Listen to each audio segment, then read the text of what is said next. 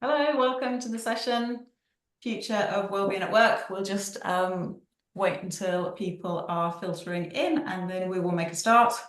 We've got loads of things to get through today, loads of really great questions for the panel.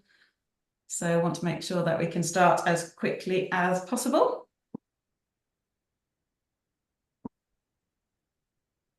Okay, so I'm just going to kick off with some introductions while people are joining. So I'm Helen Letchfield. I am the co-founder of PMP, Parent and Professional.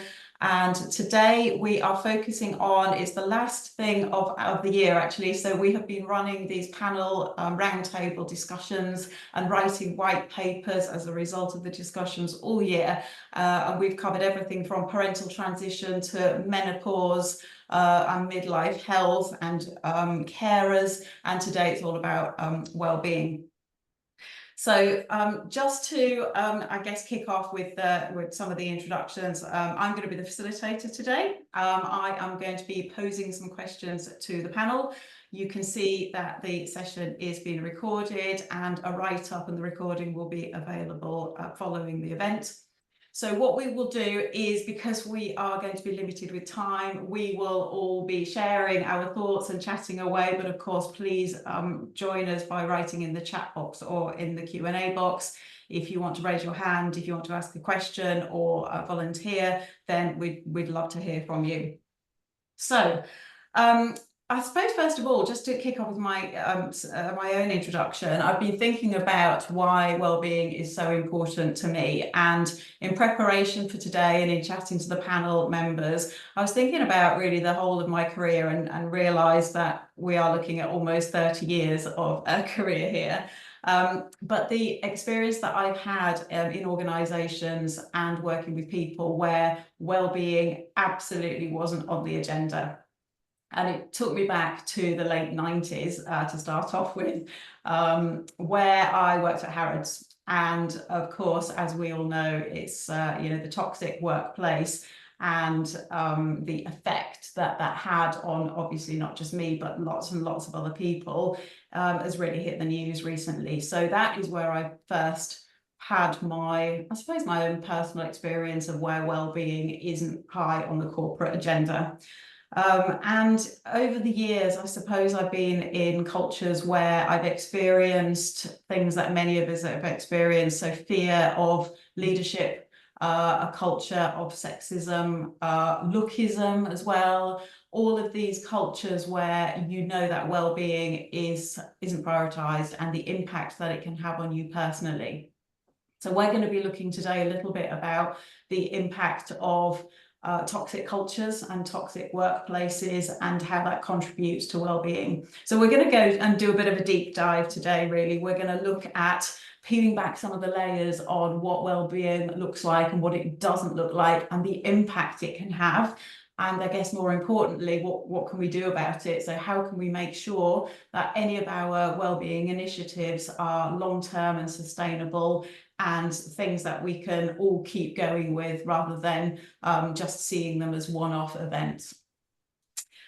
So I'm going to go straight into the panel intros, and I am going to start with Andy. Hi, how are you doing? Good afternoon. So my name is Andy Simmons and I'm an executive coach, and I've worked across all sorts of organisations and industries, but my real passion, my favourite bit is my work with Parent and Professional on the coaching team with Parent and Professional. And a lot of our work is around supporting parents as they leave work to expand their families and as they rejoin and return to work, and then beyond as they are navigating that journey of balancing and juggling their careers with their home life. So a few years ago now, I did some master's level research into the psychological impact of career gaps and returning to work on parents. And it was really fascinating. The findings showed that there was a real obvious link to that, that sense of well-being. And we looked at topics such as confidence, self-worth, and there was a lot going on at that stage for when parents were coming back into the workplace especially. So that was really fascinating, had some really incredible findings. And also with my own clients, with the the coaches that I talk to day in, day out, just that sense of well-being and what the challenges can be as you're balancing home and work life.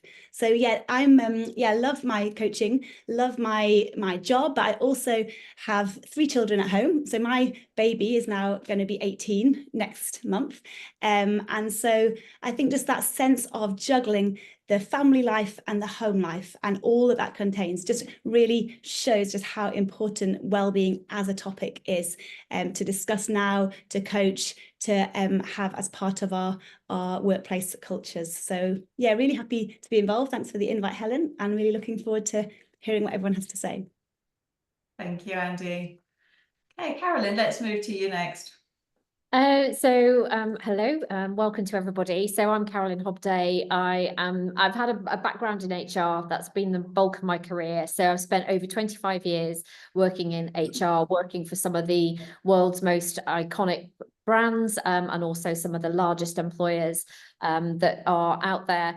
I then left the corporate world in 2020. Some of that was very much driven by burnout, personal and professional burnout. I'm now an HR and leadership development consultant. I developed over that HR career a real passion for leadership and really for the fact that there were a lot of leaders that are really rubbish. Only 1 in 10 people is naturally a good leader. The other 9 really need to work at it, and most of them really don't, in my experience. But also just in that in itself, when I now work with leaders and in leadership development, I take a very holistic approach to that. I think that you can't do well unless you are well as a person. So I think there's, our entire sense of performance, at work and outside of work, I think needs to be seen really holistically. If we're showing up at work and we're stressed out, we're anxious, if we're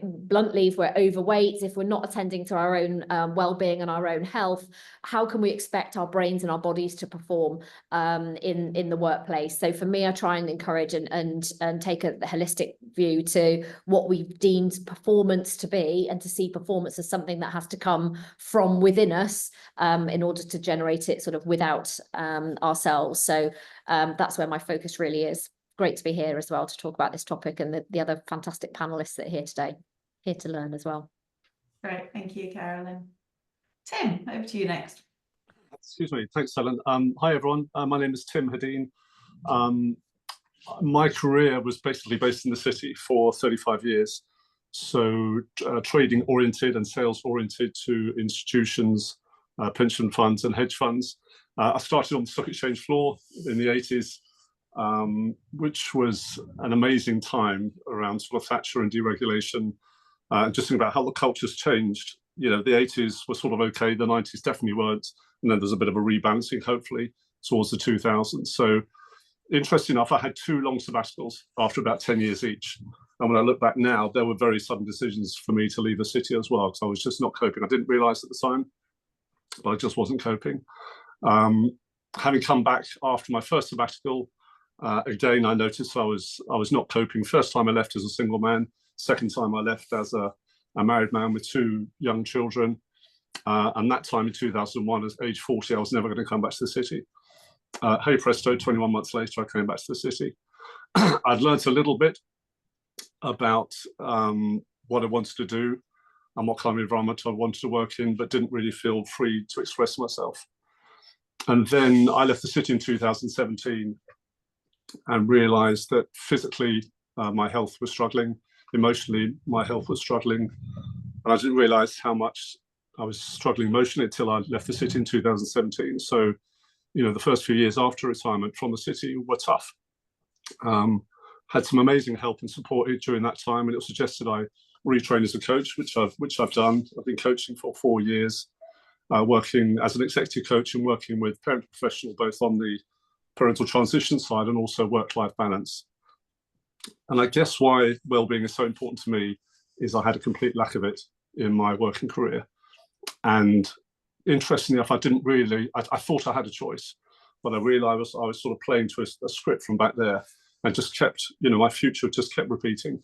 And I guess what's really important for me, what I've learned, is that I can have a choice. if I look at myself, I can have a choice. I can make different decisions. There is sometimes a cost to change, but I was very happy to go through that. I can see the benefits now. So I guess I'd like to share my experience as a coach, and a lot of it was poor experience, and sadly both as a parent and a father as well. I'm glad to say that I have very happily married after 29 years with 2 lovely boys, 26, 28, and an extremely lovely and beautiful wife. So that's me. I'm looking forward to further discussions. Thank you, Tim. And finally, Alex. Hi, my name's Alex and I'm a resilience coach. I am also ex-City. I'm an ex-City solicitor, and wellbeing is kind of like Tim. Like, I existed for a long time in an environment where wellbeing was just not an option, not something I never really heard of, not something I ever thought was going to be important to the people I worked for, and it really wasn't at the time. So I didn't really have much resilience, and my kind of journey with resilience has been understanding that it really isn't about the kind of toxic resilience that has overtaken the definition of resilience that's kind of like pushing through, gritting your teeth, which I can talk a bit more about later. But what really makes us resilient, and this is kind of similar to what Carolyn was saying, this idea of you cannot separate who you are personally from who you are when you show up at work. And when we're looking at performance and optimizing how people behave and how people perform, it's hugely important to look at all the kind of behind the scenes stuff, the things that actually are driving us as human beings, and not just expect us to leave all of that at home. So now I go into organizations and I coach individuals on all levels, either doing coaching or workshops or training days, to basically introduce this idea of resilience, to provide the tools that people can use on a practical level every day to make really simple changes. Like, none of it is rocket science, and which actually provide the foundations that we probably should have learned at school. A lot of the feedback I get is, I wish I'd learned this when I was younger. Can you come into our schools? Can you teach my kids or coach my kid? Because all of this stuff is quite fundamental to how we function as human beings, how we collaborate, communicate, and therefore how we manage people, all of that kind of thing. So I've become very passionate about helping people to acquire these basics, because they just ripple out through organizations when people have them in place. So yeah, I'm very excited to be here today as well, and looking forward to seeing what else comes up. Thank you, Alex. So yeah, as you can see, we've got a brilliant panel today. We're looking at individual things that we can do, but we're also looking at organisational and cultural change as well. So I think we're going to come at it from both of those angles. So hopefully you'll have something to take away on a personal level, but also something that you can take into your organisations as well to really enhance the culture of wellbeing. So what we're going to do is we're going to take this in 4 sections. So the first challenge that we think is still massive. So something which has been building, I think, ever since COVID, but massively this year, and will continue into 2025 at least, and probably for longer, is the fact that employee expectations are changing. So what we're hearing and what we're seeing is that it's now more about values. It's more about people wanting to work in places where they know that they're going to be able to protect their well-being, where they get flexibility, and where they get balance. And there's been countless surveys and news articles in the press this year where people are saying that all of this is much more important than the material benefits. So there's been a couple of things. There's a Michael Page 2024 talent trends that I was just looking at yesterday. It was called the expectation gap. And that found that 64% of people in the UK would turn down a promotion to maintain their well-being, and that this figure is actually increasing by about 7% year on year since COVID. So yeah, work-life balance, flexibility is at the top of the list when looking for a new role. So we're looking at the recruitment side of things. It's also at the top of the list when people decide whether to stay in a current role or whether to leave. And it has actually also been said, I was reading something the other day about that, it can be the definition of career success. So that's a big one, isn't it? So people are actually thinking about their success criteria these days, less around how much they earn and the job title, and more around how happy they feel at work and whether their job is enabling them to live out their values.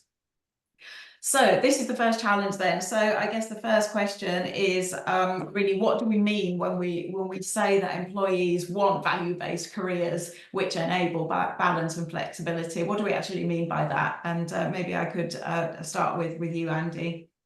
Yeah, this is definitely something that is coming up time and time again as a really prominent theme within the coaching space. I was actually looking recently at, so the World Health Organization has a definition, and amongst other things, it says that that well-being is the ability of individuals and societies to contribute to the world with a sense of meaning and purpose. And I thought that was such an interesting part of their definition, that sense of meaning and purpose. And, you know, I coach people every day, and they are driven and they are ambitious and they want to do well in their careers. They want to give their all, but they want to do something that has that value and that purpose and that meaning and fulfillment attached.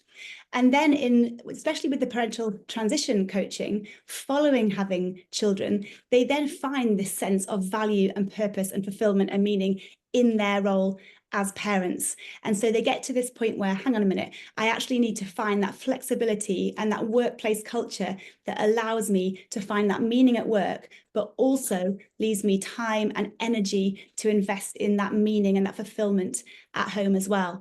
So these people, many times that, you know, I coach them, and they want to do well, they want to be effective, they want to give their all, they want to be trusted in these organizations. And so flexibility is one of the huge parts that the huge ways that this can happen. And that can take many forms, kind of being able to negotiate hours, part-time hours, remote locations, all kinds of differing flexibilities, but with the general sense of that understanding from the organisation that yes, we want to give our all, we want to be effective, but we also have a life around work that we need that time and energy to be able to invest in the other massive things that are important to us. So almost, I would say, it's the bread and butter of the coaching, and it's what the topic that is coming up time and time again is how can we achieve this healthy balance? So I think it's such a key topic, such a prominent kind of theme at the moment. Thanks, Andy. And I think just going back to the introductions where we were all sort of thinking about we wish that we'd known this before, or we wish we'd thought about it before, or I think something that you said, Tim, was I didn't know it at the time, but and I think a lot of people do go through that way of thinking when you're starting to look at what values-based work actually does mean to you. I don't know if you want to pick up on that, Tim, in terms of your thoughts around like well-being measures at work. We talked, the two of us, didn't we, last week, about the difference between, I guess, like the short-term remedial things that people put in place and the preventative, longer-term well-being measures. Yeah, it's something that's really fascinated me because, you know, we're lucky enough, a lot of us, to have private healthcare. Now, funnily enough, I only really made use of my private healthcare when I had I had to have a heart operation, a minor heart operation, when I was 53. And that was the first time I'd used it. And it was invaluable and helpful. But I realized after that, you know, when I was struggling, having left work, you know, as you said, that was remedial. And what could have been done to prevent that? And just coaching just looms large in full focus in front of me. You know, private health cover is welcome, but extremely expensive. And, you know, the cost of coaching much earlier in my career would have changed my life dramatically. It would have been different, hopefully a better, more fulfilling life. That just wasn't a thing back in the 80s, 90s. And I think now it's starting to encroach into company life, but it seems such an easy win. Excuse me. And for me to understand what was driving me, you know, the unhealthy drivers I had, why I needed to feel I behaved that way, why I lacked self-care, and also what you're talking about, values. You know, I realized in those last 2 or 3 years at work, there was a real friction between the head and heart. You know, what my head was telling me I should do, and then what my heart realistically and actually physically was telling me that I couldn't do. So, as I said, it just seems like an easy win, whatever the subject is you want to be coached on. You know, because the ideal for me as a coach is that it helps people to coach themselves. So it's an ongoing process of growth and acknowledgement. So yeah, I think that's what I take from it. Yeah, and I think, sometimes when you sort of see all of these benefits and perks, they are, a lot of them are nice to have, aren't they? And, the gym passes and, the yoga classes and the free food and all of those things, much appreciated by a lot of people. But when you actually think about the long-term sustainable stuff, I think whilst that might entice you into a new job, when you get there, it's what it feels like day on day, isn't it? And how it then affects your longer term health and well-being. Any other thoughts around this challenge then, that the employee expectations are changing? I know there's something around Generation Z, isn't there, in particular? A lot of the younger people are really focusing on this, so I expect this is just something that's going to get bigger and bigger. But anything else to add? Any other thoughts before we move on to our next challenge? Yeah, what I love about this, I have to say, is exactly that thing you've just said, Helen, about the generations. I love the fact that for the generations coming through, this is what they are expecting, and this is what we've got to step up to. What I think it's worth reflecting on is that actually in the workplace, women have been asking for this stuff for decades. And actually, finally, maybe we'll start to see change in the workplace around parents. I know it's not just women, reference obviously to Tim and his experience, but, women still take the majority, as we know factually, of the care load. They take the majority of the mental load.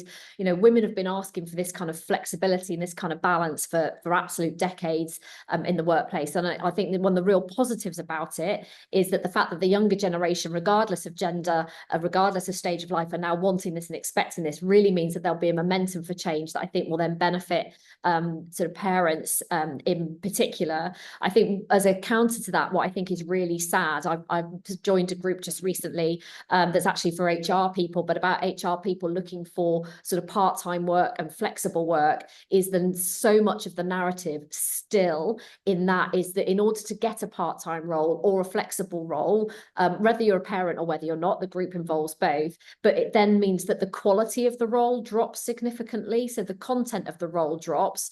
And also the pay that goes with that role drops. And we really need to shift that in the perception of businesses. It's about businesses asking themselves, could this role be done part-time? Could we do this flexibly? Why couldn't we? Let's ask ourselves, why not?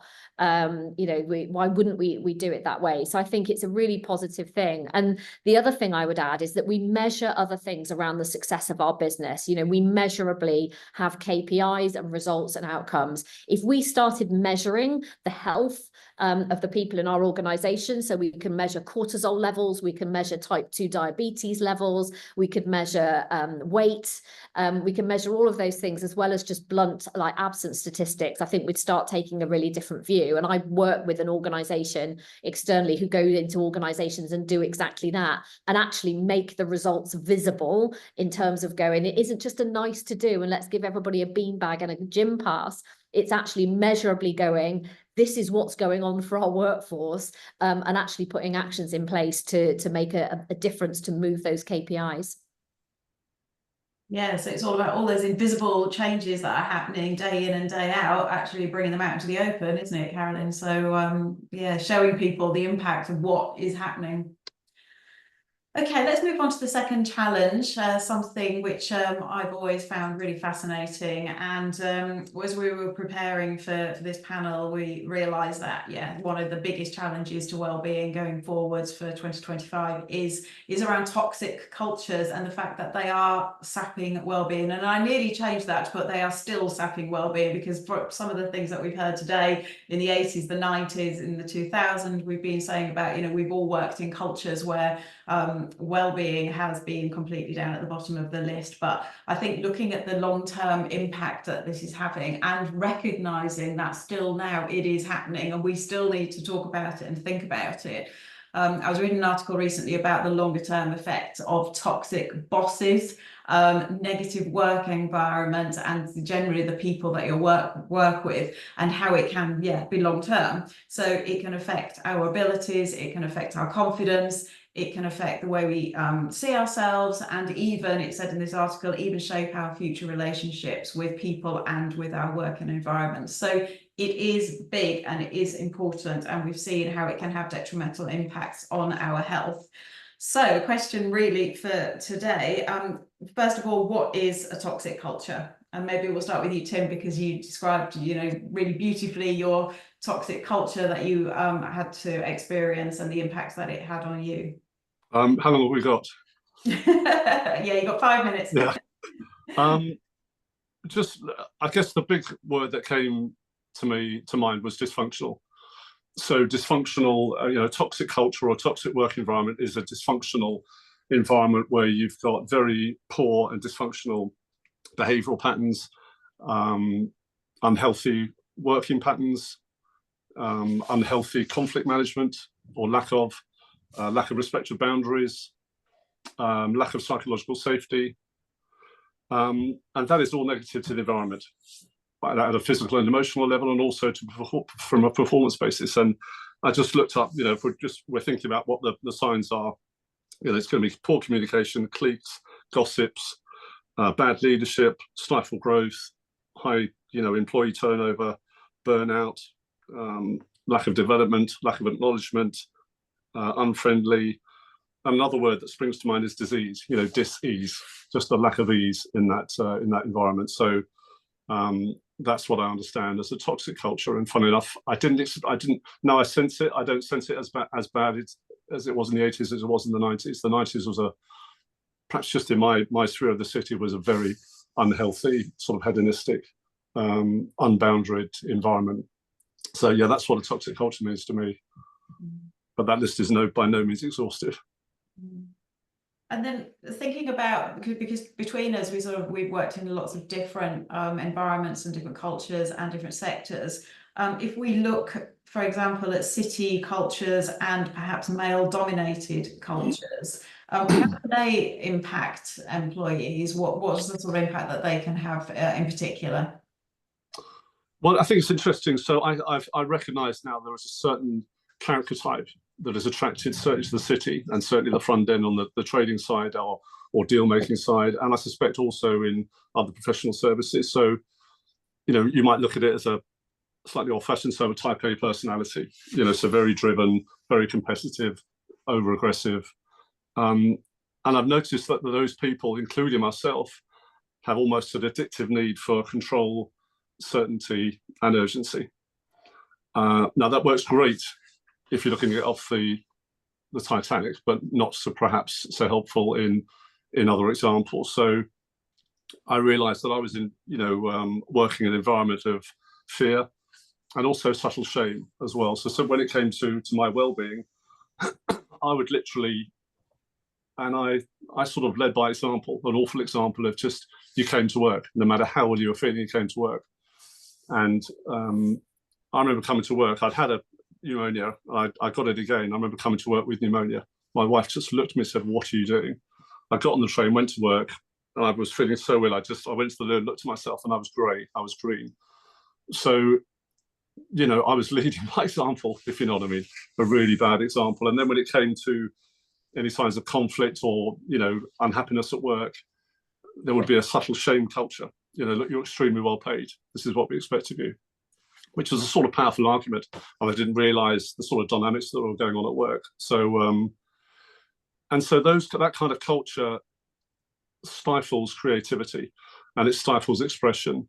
And again, talking about the toxic culture, it needn't be a toxic culture, but if you have such need for control, certainty, and urgency, other people are not going to come forward. If you're expecting perfectionism or you can't make mistakes, like developing an amazing relationship to failure is an incredible thing to develop, but you need that psychological safety for that to thrive. So I hope the new generations are not learning or realizing that the previous ways of leading or managing weren't working for them. That would be wonderful.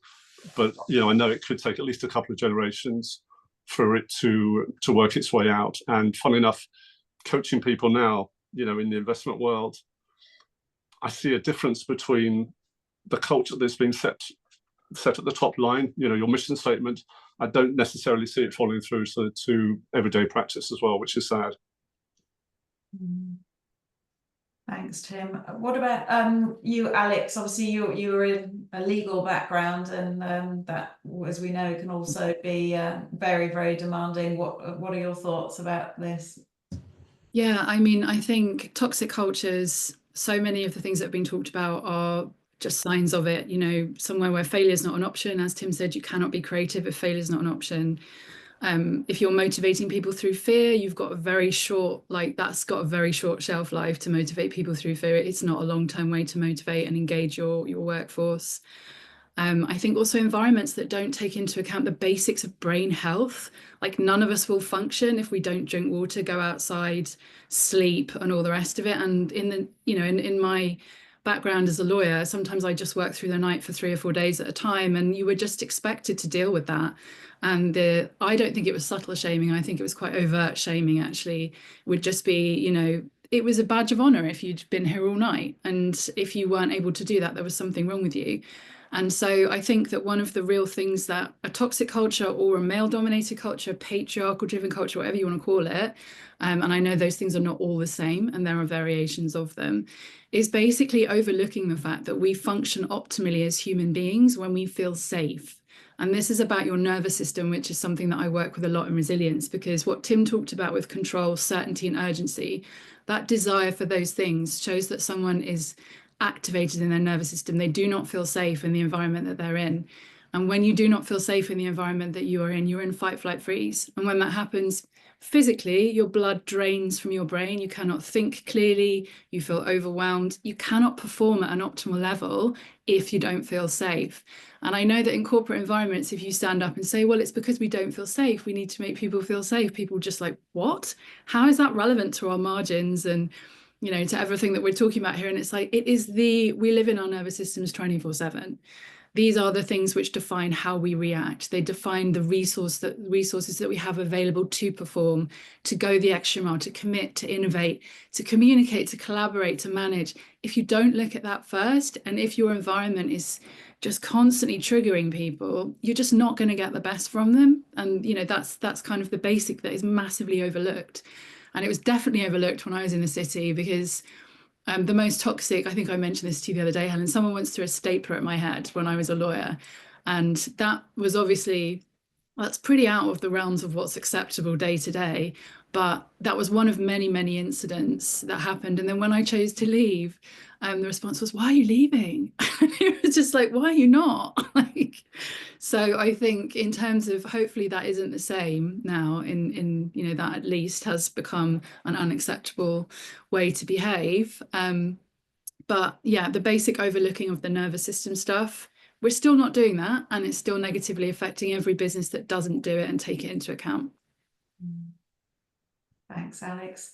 And what about you, Carolyn? Because your background is construction, isn't it? And I know that you've worked in quite a lot of male-dominated environments. How has that impacted well-being and culture? Yeah, massively so. So yeah, manufacturing, construction, you know, retail environments. So yeah, very male intensive. And it's really difficult, isn't it? Because you then sort of run that risk of sort of looking like a man hater and a man beater. And it's for me, it's more about male traits. I'm not talking about men in particular. There are lots of examples, and I've worked for and with females that also demonstrate the same male, like masculine traits, often to kind of survive in those environments. And they're the women that get on, that tend to have those more masculine traits. It isn't just about men, but they, you know, it was in very male dominated environments.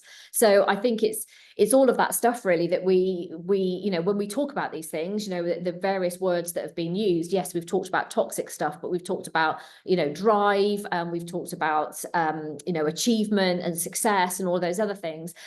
Sadly, these are words that we use to describe what we think leadership is.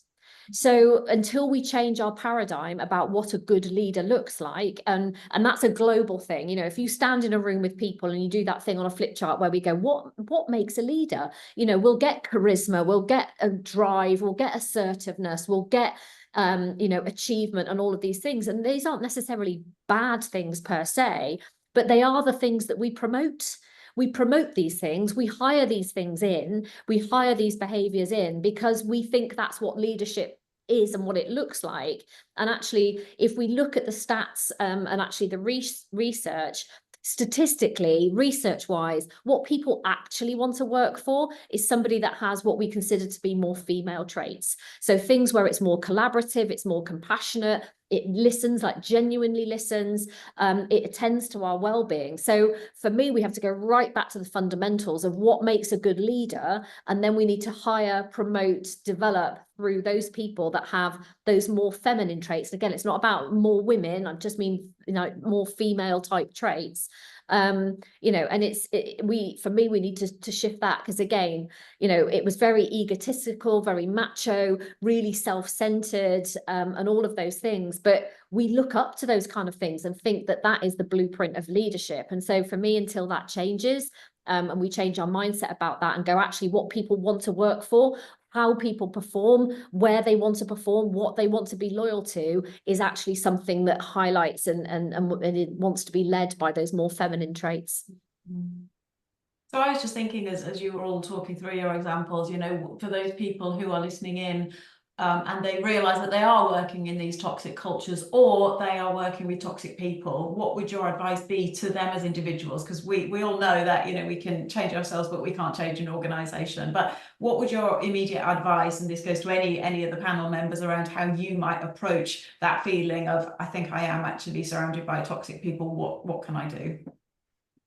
Well, I would say, if you're trying to determine whether you are or you aren't, and I don't only talk about the nervous system, but just look at how you feel around someone. Like, do they make you feel enthusiastic, light, energized? Do you want to be around them? Or do you just feel low, uneasy? Do you feel on edge?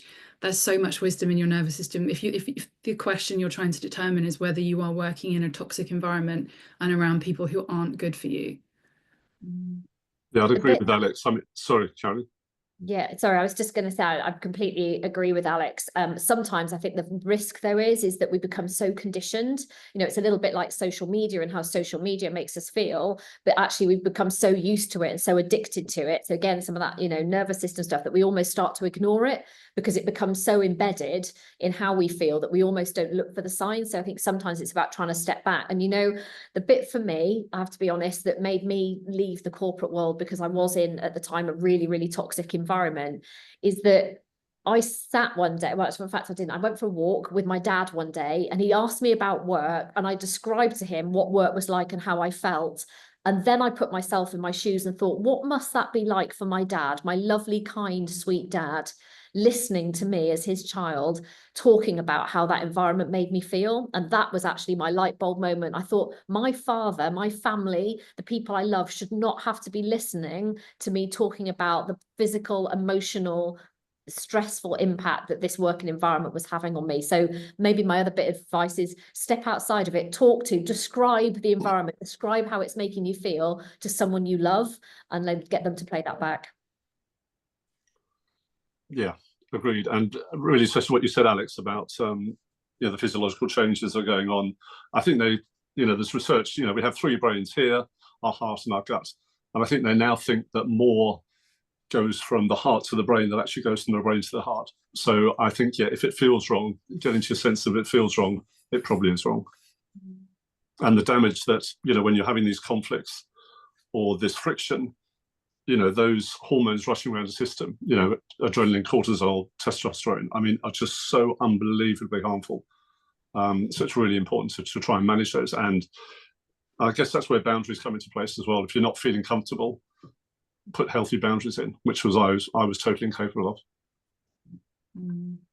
Yeah, and I think it's all around, you know, stepping back and just making sure that we've got that space to reflect on how we're feeling and how things are playing out. I think we're all so busy, we're rushing from one thing to another, we're multitasking the whole time, and it's just occasionally just stopping and thinking, well, how is this making me feel, and you know, what is actually going on. And yeah, I really like your tip there, Carolyn, about telling your story and to someone else and picturing that, the impact. And we all know, we've all been there, where we've seen the impact of toxic workplaces on family members at home, and being on the receiving end of when somebody has worked in a toxic environment. I'm going to move on to the next challenge, because we've still got two more things that I wanted just to talk about today. We're going to move on now to thinking about well-being in terms of vulnerable life events, and how this impacts us.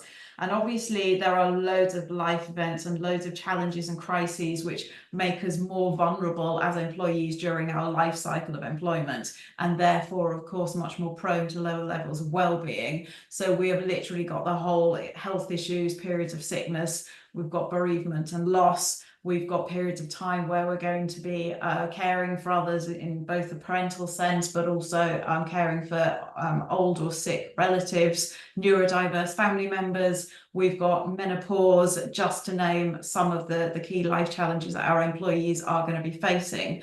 But today I just want to focus for a short time on the impact of the parental transition. So looking at that as a particularly vulnerable life event where people really need extra support, because it really hits your well-being. So I'm going to come to you, Andy, because you're one of our key parental transition coaches, and I'd love to find out from you really how does becoming a parent at work and going through expectancy and leave and return, how does that impact your well-being?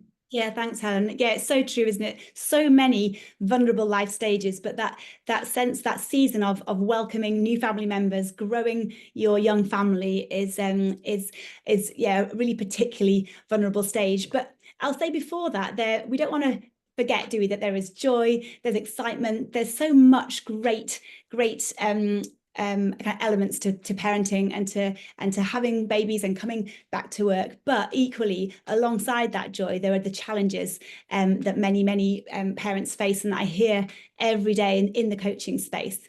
Now, I'd say there are some really obvious ones in terms of how it impacts well-being in the early days post-return, when we're really looking to kind of support employees that are lacking in sleep, they're exhausted, they're still at that stage where the hormones are changing, they might be weaning babies, they might have that separation from a baby that they might have been with for a year, a community that they've been with, a routine that they've been working with, and then suddenly, almost overnight, everything changes, and it is just a hugely significant transition where their entire kind of landscape of how they're doing life looks different than it did the week before. So there's so much that comes with that can really impact well-being on an emotional level.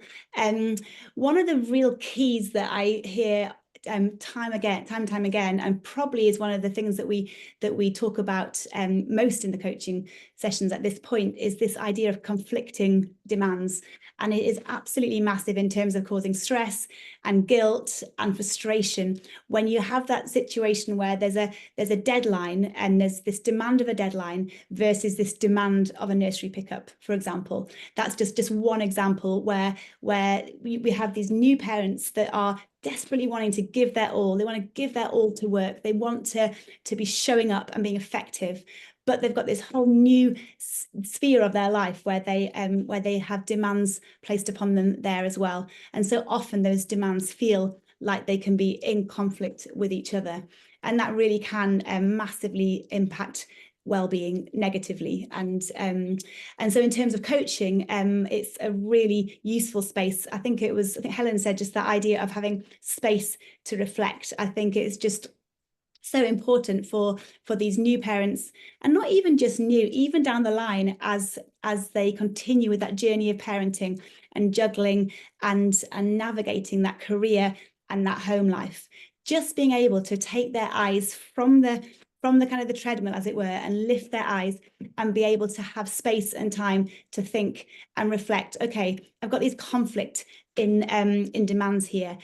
Can I actually have time and space to process and to plan and to prioritize and to figure out what's happening here and how I can make a positive change? So yeah, I do really think that these early days there's a huge need to support parents, and as Helen mentioned, it's not just this season. Many seasons where there is just that sense that these employees just need that extra level of support and flexibility. And I love what Alex said before when she said it's about the human being stuff, and it's such a great quote, the human being stuff, because our life and our professional our professional life and our career it's all set, isn't it, against the backdrop of just our life as a human being and all the things that that we have on our plates. And so actually, when the two seem to be in conflict, it does just take that extra time and effort and support to navigate those seasons. I think the other really great thing about the coaching in this respect, and Tim, you can probably add to this as well, is that that it's really we have this kind of tailored, bespoke approach. So rather than, I think, as you were saying before, Carolyn, the gym pass, the beanbag, the table, the ping pong, you know, that those kind of sticking plasters to well-being. That idea of being able to really get to the understanding the individual's needs. So what they need to address, what they need to examine, for them to identify those challenges, those stresses, those conflicting demands, and have a safe space. Again, we've talked about that psychological safety, that psychological safe space to be able to explore that and to start to make plans to improve things. So yeah, I think that's, I don't know whether you have anything else, Tim, as well, in terms of that kind of that coaching value in this journey. Well, I'm mindful of time. I guess what I would say is just from, I'm primarily speaking to new dads, and communication is what I stress, is the importance between communication between the couple. Us men are not always great at reaching out and asking for our demands, and also I wasn't, as a husband, great at asking what my wife wanted from me during that period. So communication, I think, what's so important is to give us, as a coach, to give the client a psychologically safe space to explore their own thoughts and own fears and worries without being judged, because it's a rare gift. And I think the ability to give someone that listening space, that listening environment where you're not judging or evaluating them, is really, really precious. And things don't have to be perfect. Yeah, and coming back as well to that World Health Organization, the definition around well-being requiring that sense of meaning and purpose. It's a great space to be able to explore that meaning, those values, what energizes, what fulfills, what it is that they want to kind of to pour into their life. So I mean, that's kind of the coaching kind of space, but equally in terms of leaders, of employees, sorry, of employers, of managers, actually there's a lot that they can also offer at this time in terms of that understanding and that support, that flexibility. And I think also we talked earlier about that expectations. When there's mismatched expectations between what an employee can give and what they can offer and what's expected of them, then that can cause a real sense of stress and really impact well-being negatively. So yeah, back to what Tim says there, to be able to help and support them in communicating those expectations that they have, and also having the discussions around expectations back at them and seeing if they can get those to match, because when there's a disconnect, it can really cause much more stress and yeah, issues going forward. I'd really like to pick up on the point that you made, Andy, about leaders, the role of the leaders, and what they can do to help support vulnerable life events, especially the parental transition. So I'd be interested to hear from any of the panel, really, just thinking about your experiences when you've worked with the leadership population, whether that be a direct line manager or whether you're in a HR capacity. You know, what can we do in those roles to really try and support vulnerable life events, like becoming a parent at work? I think I would start, and here's my sweary warning, just give a crap. Actually, I just ask leaders, right? Just care, like, be curious. I think be curious about your people, be curious about what's going on for them. You know, Tim talks about that, the importance of that communication, create that space, create that time. And I think, you know, for all the lovely stuff that people might do and even the great policies they might have, all anybody wants in any area of their life, but also at work, is to feel heard and to have space, to be listened to, and actually just give some time. You know, you can forget all the other fancy add-on bits and pieces, but actually just give people your time. And I know that's the thing that we feel we have least of, you know, but absolutely back to the point that's been made elsewhere. When we spend that time with somebody, you know, when Andy talked about, you know, the matching up of those expectations, Tim talked about the communication. When we actually spend that time with people, when we set those expectations, when we just communicate and create a space, it saves so much time, not even just later down down the line, but in the hours and the days and the weeks ahead. So for me, first and foremost, like, just care. And that isn't the responsibility of the HR department. The HR department's responsibility is not to care about everybody on behalf of everybody else. It's actually the leader's role to care about the individuals that they're leading if they want to get the performance out of them. So spend time, communicate, just care enough in the first instance to see every individual as an individual, you know, and spend some time with them. Yeah, and I think that caring and that time, as you mentioned, builds trust. And I think trust is another real key element in this. Do we trust? Are leaders are they trusting their employers, that their employers actually want to do well? Let's have those outcome-based and trust-based approaches rather than the FaceTime and the showing up, because that can also really help in terms of when there's a flexible way of working. Just really building into those trusting relationships can help on both sides. I think just to finish this last bit off, I think it's just role modeling as well, isn't it? It's around leaders and managers just being able to role model themselves when they are going through vulnerable life events, because we all do go through something at some point, and rather than hide it completely, you know, it is having that ability to share as to what extent you're comfortable with, but just to show people that, you know, you're only human yourself, you know, you do need to leave work at certain points for life events. And I think it's just a case of making people see this in action as well. We're going to move to the last section now, because I'm very aware of time. And I think as we look at this, the last bit where we're going to get some tips from Alex around building resilience. But I think as we enter this last section, rather than, I don't want everyone to rush at the end. So if you are starting to think of questions, if you are starting to think of comments, anything that's come up so far that you want to share, please start scribbling on the chat, just to make sure that I'm not like racing at the end to cover any big points that people have raised. So let's go on to the final challenge for today then: building resilient workplaces and build resilience in ourselves. So how do we do that when we feel like at a time right now, you know, societal pressures, we are feeling depleted, you know, from all angles really. So Alex, what are your thoughts around you know, what can we do to spot the signs of stress, and how can we increase resilience in ourselves and other people as well? Well, I think one of the first things is to understand what resilience actually is, because this kind of toxic idea of resilience has really taken over a lot of workplaces, especially those that are kind of very high pressured. And this is the idea that you don't have emotions. Resilient means that you just can get through anything. You have to put your kind of human side aside. And that, I know my sister's quite a senior doctor, and that has been used against her, as in, like, you are not being resilient enough because you cannot work a 21-hour day, 4 days a week.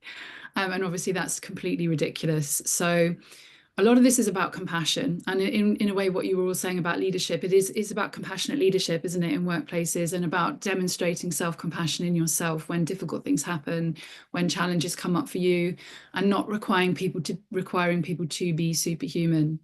And I think a lot of this comes down to various factors. So resilience is not about mental toughness. It never has been. This is the toxic version of it. Resilience is about mental flexibility.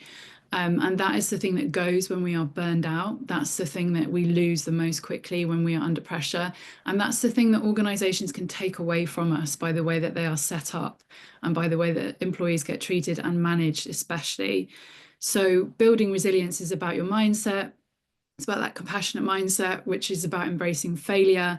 And a big element for a lot of people is taking the inner critic out of the process of your mindset, because this is what creates a kind of fatigue. You can kind of cause yourself to burn out in a way, because you are constantly criticizing yourself, constantly being a perfectionist, never valuing rest, never setting boundaries. You're just your own worst enemy. And often it's reflecting the kind of element of criticism that's in the workplace around you.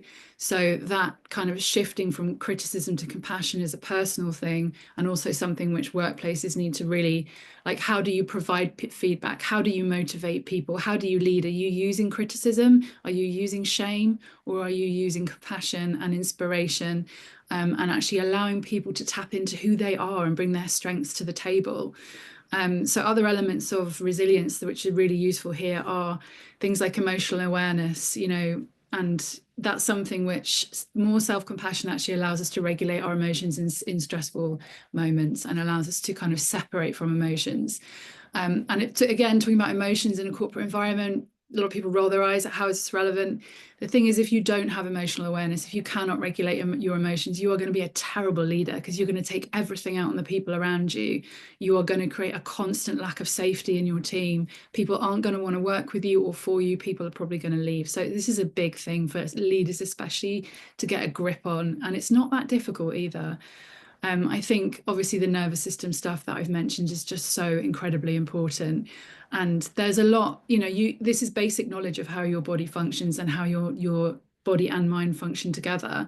And what Tim said about reactions happening in the kind of the body and the mind is so true. Like, we completely ignore our bodies and think that everything we need is in our minds.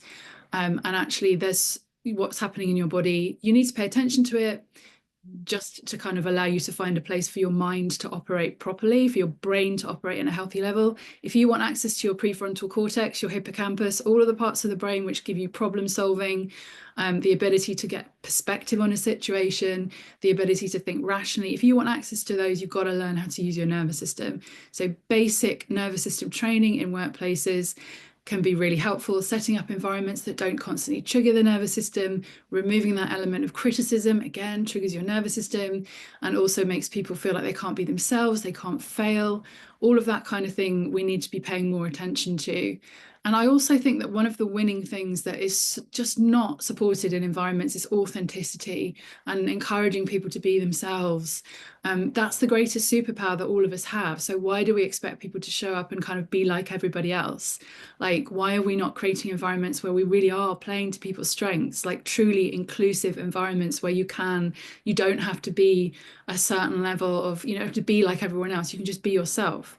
That's such a powerful thing, and it allows people's passions to come through. It energizes us when we can be authentic. It makes us feel safe. All of this coming back to this psychological and physiological safety again. So I kind of rushed through that because I'm aware of time, but hopefully that answers the question. Absolutely, Alex, thank you. And I think with all of these thoughts today, it's, we are merely scratching the surface, we know, but, this is all of things. So I guess we're creating our shopping list for HR for next year, because this is all around what we need to be working on for next year, really, isn't it? So just because I know we've got lots of people listening in with a HR role, my final question, and I'm going to come to you, Carolyn, is around HR. So why as HR professionals do we particularly need to make sure we look out for our own well-being?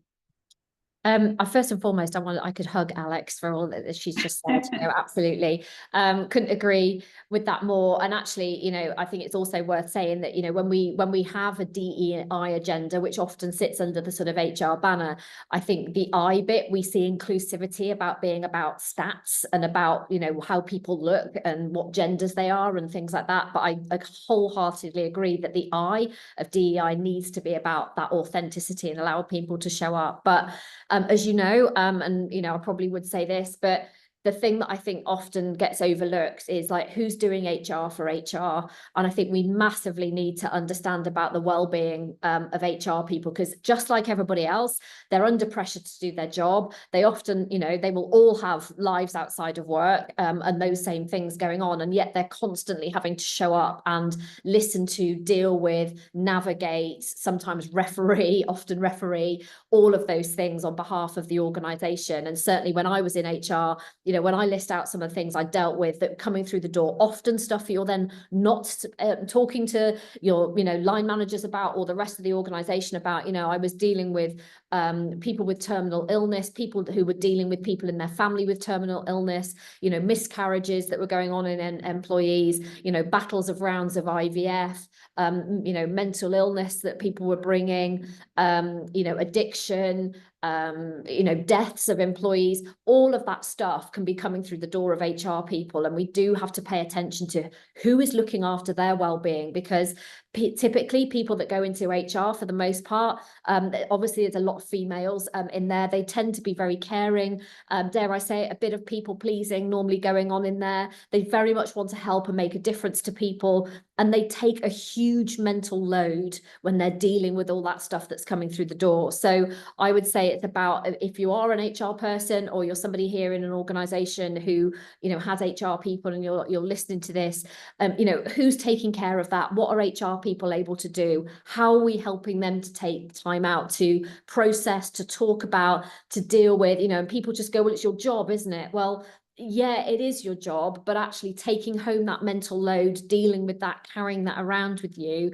So I think it's about having wellbeing programs that include HR and are not just the responsibility of HR to implement or come up with in the first instance, you know, having something separate where HR people themselves can go for coaching, counselling, even to actually process the things that they have to deal with so that they can be in the best place. You know, it's a little bit like being a parent in and of itself. You can't pour from an empty cup. So we need to help HR people to make sure that their cup is full, and so they are able in a position to help those other people. And prioritizing that will then put the rest of the organization on a firmer foundation.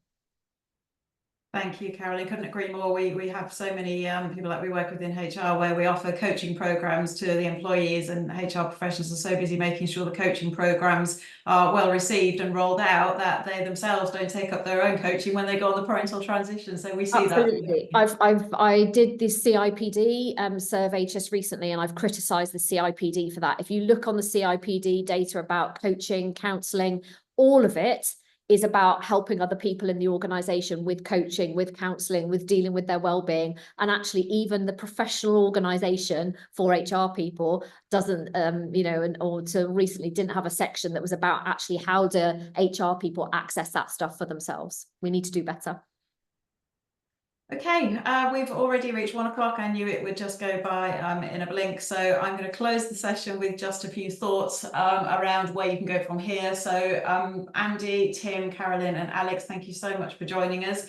And it's good for everyone to know that these are our coaches and our panel of experts. So if you wanted to explore how you can work with any of these 4 people on the panel today, we can help you in parental transition coaching, work-family balance coaching, midlife health, inclusive leadership, and of course resilience and stress management as well. So the help doesn't just end here. And I'm just going to finish by sharing my contact details there. You will get some follow-up information following the webinar today. You'll get the recording and you'll get a follow-up summary as well. So do look out for that. And of course, in the meantime, feel free to contact us. It's been great having everyone here today, and enjoy the rest of your day. Thank you very much.